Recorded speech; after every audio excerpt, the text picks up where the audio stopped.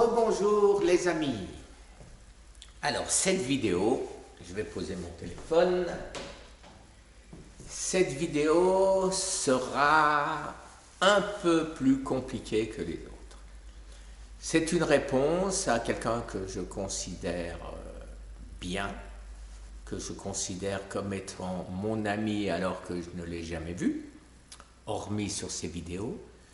On échange par email, par vidéo, par MP3, donc audio. Et j'ai regardé avec grand intérêt son deuxième numéro 2 du cancer. Alors je vous avoue que le numéro 1 m'avait laissé un peu sur ma faim en disant, je me suis dit oulala, il va en prendre plein la figure. Et le numéro 2, eh ben, il est allé au fond des choses et donc je pense que ses détracteurs auront compris au numéro 2 qu'il n'y avait pas de raison de détracter, si je peux parler comme ça. Alors, dans sa vidéo, il parle des enfants, parce que des gens lui disent, les enfants, eh ben, les pauvres, ils n'ont rien fait, ils n'ont pas bu d'alcool, ils n'ont pas fait, mais je ne peux parler que des miens. Les miens, j'espère qu'ils passeront à travers, parce que je sais que je les ai pourris dès leur naissance. Je leur ai donné du lait en poudre, je leur ai donné des petits pots gerbères qui puaient le vomi que c'était affect, que nous, on n'osait pas en prendre et qu'on forçait nos enfants à les manger. Je leur ai donné du lait de vache avec 400 fois plus d'hormones nécessaires que nécessaires. Dixit notre professeur Henri Joyeux. Après, je leur ai donné de l'orangina, du Coca-Cola, des Mars, des carambars, des malabars, des gâteaux d'anniversaire remplis de sucre, des glaces. Et après ça, on voudrait nous faire croire que nos enfants n'ont rien fait et ont un milieu sain. Laissez-moi doucement rigoler, quoique ce ne soit pas un cas où on peut rigoler. Quoi qu'il en soit, les enfants, non, ils ne sont pas coupables, c'est certain. Ils ont été empoisonnés comme nous on l'a été par l'intoxication. Pourquoi j'appelle mon site Cancer Conspiracy? C'est simplement parce qu'une conspiratie de la bêtise. On était tous à genoux devant ces médecins qui nous disaient faites ci, faites ça, prenez allez, 1 litre de lait, et ci, et ça, et le coca, ça fait du bien, ça nettoie l'estomac, etc., etc. Toutes ces âneries, oui, je les ai faites et j'ai donc empoisonné mes enfants. Je ne pense pas que ce soit différent pour les enfants des autres. Voilà, ça c'est le premier point. Maintenant, qui m'a donné le cancer? Alors, là aussi, je peux vous répondre clairement. Je me le suis donné tout seul comme un grand. J'ai, pendant 30 ans, 40 ans, 50 ans, j'ai, là où j'étais responsable, c'était plus mes parents qui me nourrissaient, c'était moi. Et qu'est-ce que je mangeais? Des cochonneries. Des cochonneries que j'aimais bien. La saucisse, le pâté, la choucroute. La choucroute, je ne parle pas du chou, je parle de la saucisse qui va avec. Qu'est-ce que je mangeais? Les frites, les pâtes, avec plein de bonnes sauces bolognaises ou autres, dans les beaux bocaux, bien avec plein de saloperies dedans. Voilà comment je me suis nourri, et bien sûr les desserts, de Strasbourg, la forêt noire, les gros gâteaux, les bretzels, les petits lus, les petits écoliers, toutes les cochonneries possibles et imaginables. Et, quand j'étais un peu trop gros, allez, un petit coup de Slim Fast ou un petit coup de Weight Watchers, voilà le résultat. Donc, je ne peux m'en prendre qu'à moi-même. Oui, je suis le seul responsable de mon cancer. Avec une petite nuance importante, le stress. Alors le stress, bien évidemment, on me l'a donné. J'ai eu un gros choc psychologique qui a déclenché mon cancer. Pourquoi? Parce que quelqu'un n'a pas été correct, quelqu'un m'a blessé profondément, et moi, je n'ai pas été assez fort pour passer outre. Et donc, ça m'a rongé pendant des nuits, des mois, des années. Aujourd'hui, j'ai passé outre, je l'ai encore sur la patate, bien évidemment, puisqu'il s'agit de mon petit frère. Mais, je le prends sur moi. J'essaye que ça ne me blesse plus trop. Alors maintenant, la seule différence, 100% d'accord avec la vidéo de Thierry. Par contre, à mon tour de compléter. On a fait à un moment tellement de dégâts, dont je suis la preuve encore vivante, qu'il n'est plus possible de se réparer tout seul. Oui Thierry, je suis désolé de te le dire, je pense que je ne serais plus en vie si je n'avais fait que manger sainement, aller faire un peu de sport, aller faire tout ce que tu dis, tout ce que tu dis. Je pense que quelqu'un qui a un petit cancer qui débute, oui, il va s'en sortir, il peut le réparer. Mais au stade terminal, et là maintenant je pars chez un autre professionnel, Laurent Schwartz dit bien qu'il ne s'occupe que ce qu'il fait, ce n'est que pour les phases terminales, parce qu'on est les seuls pour lesquels il n'y a pas de traitement actuel.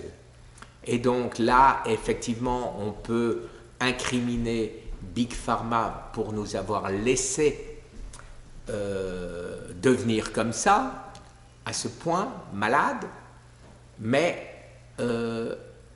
au point où j'en suis, c'est comme votre voiture. Le moteur a rendu l'âme. Qu'est-ce que vous faites? Vous continuez à manger, la voiture ne va pas avancer. Vous mettez du pétrole, du gaz, tous les trucs possibles et imaginables, elle n'avancera plus. Il faut la réparer.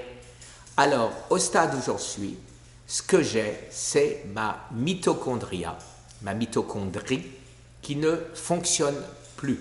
C'est-à-dire qui ne brûle plus les cellules qui sont démolies par l'autophagie. L'autophagie, ça marche bien, mais ce n'est plus suffisant.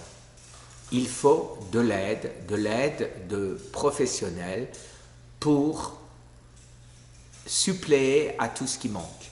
Alors, vous avez, pour mon cas à moi, des grands champions que j'appelle les incontournables. Si vous trouvez un mot plus intelligent que incontournable, je suis preneur. Alors, Thomas Seyfried vous explique en gros la même chose qu'expliquait Walburg avec son prix Nobel de 31, la même chose qu'explique aujourd'hui, donc qu'expliquait beaucoup d'autres prix Nobel jusqu'à Laurent Schwartz qui ne l'a pas encore, ni Thomas Seyfried qui ne l'a pas encore non plus. Mais il y a une grosse évolution actuellement. Et est-ce que Thierry, toi ou moi et d'autres, est-ce qu'on y est pour quelque chose? Je l'espère. je l'espère. Je vous donne deux exemples qui là sont flagrants du retournement de situation. J'en reparlerai dans une autre vidéo qui va venir après, mais je ne peux pas m'empêcher à le dire là aussi, mais très vite ici. Trump a fait son premier message de campagne. Vous vous rappelez certainement qu'il m'a répondu une très jolie lettre, mais où il ne prenait pas de position, chose que sait très bien faire l'administration française. Mais, premier discours de campagne à Orlando, il a dit clairement vouloir s'attaquer au cancer. L'autre point important, le numéro 1 des hôpitaux américains, John Hopkins à Baltimore, classé chaque fois premier des hôpitaux américains, excusez-moi, a décidé de ne plus se contenter de la radiothérapie ou de la chimiothérapie, mais de rentrer dans ces protocoles de guérison l'alimentation, vous avez bien entendu, et les protocoles concernant la réparation de la mitochondrie, à savoir le traitement métabolique de Laurent Schwartz. Alors je ne sais pas si c'est celui de Laurent Schwartz, je ne sais pas qui l'a inventé en premier, on ne va pas polémiquer là-dessus, mais c'est le même. Siegfried en parle depuis longtemps. C'est le même hôpital qui essaye, le centre de recherche de cet hôpital, qui essaye de développer le don. Le don, c'est quoi? Ce serait un don de Dieu. Ah là là, je ne peux pas m'empêcher avec mes conneries. Hein. Bon, le don, c'est quoi? Ce serait une molécule qui empêcherait les cellules du cancer d'absorber le glutamine. Vous entendez, ma femme, elle est en train de faire la cuisine et elle s'en fout que je fais la vidéo. Hein, mais c'est pour moi qu'elle le fait. Elle me fait à manger, elle m'achète des beaux t-shirts, elle m'achète des choses, des pantalons, elle me rhabille, mais ça n'a rien à voir avec ça. Le don sera ce qu'est le Zytiga à la testostérone. La cellule du cancer n'est plus capable d'absorber de la testostérone grâce au Zytiga. Quand le don sera là, le cancer ne pourra plus absorber de glutamine. Différence énorme. La testostérone, 65 ans, j'en ai plus vraiment besoin, donc c'est pas très grave si j'en ai plus, c'est embêtant, mais c'est pas mortel. Le glutamine ou la glutamine, c'est beaucoup plus embêtant, parce que si vous n'en avez plus, c'est mortel, parce que toutes vos cellules du corps, y compris les saines, ont besoin de glutamine pour vivre. Donc c'est un médicament très difficile à mettre au point. Une cellule très, je ne sais pas comment ils vont appeler ça, un médicament très difficile à mettre au point. Voilà. Alors, tout ça pour arriver, bien sûr, à quelque chose. Alors, ce quelque chose, c'est oui, Thierry, tu as absolument raison, sauf dans mon cas. Et dans mon cas, hélas, on est des milliers ou millions à travers le monde. Nous, on a besoin de l'aide des médecins. Nous, on ne peut plus se réparer tout seul. On a besoin d'aide, et cette aide, on va la trouver chez les médecins ou on va la trouver soi-même. Alors, pour la trouver soi-même, moi, j'ai fait The Cancer Cure, qui avant s'appelait Tenenbaum Cancer Cure. Mais maintenant que mes sociétés sont sorties, je dévoile le vrai nom, The Cancer Cure. C'est un ensemble de 34 potions magiques qui font que je suis dans l'état où je suis 18 mois après le début de mon cancer phase 4. Alors, je vais donc mettre un lien, bien sûr, sur le détail de mes TCC. Et j'espère, Thierry, que tu ne m'en voudras pas, il n'y a pas de raison que tu m'en veuilles de toute façon. Oui à 100% pour ce que tu dis, non à, je le dis, à 100% aussi pour des gens comme moi. C'est trop tard. On s'est bousillé tout seul. Eh bien, ce qui aurait dû se guérir tout seul ne peut plus se guérir tout seul. Donc, à partir du stade 4, le cancer a gagné. Et oui, Thierry, le cancer est devenu une maladie, et une maladie mortelle. Voilà, merci de votre écoute. J'espère avoir pas été trop long. Pas de notes, rien, c'est sorti comme ça. J'espère n'avoir pas dit de bêtises, je ne pense pas. Mais quoi qu'il en soit, je ne doute pas que vous allez me remettre en place si j'en ai dit. Merci de votre aide, merci de votre gentillesse, merci de votre écoute. Au revoir.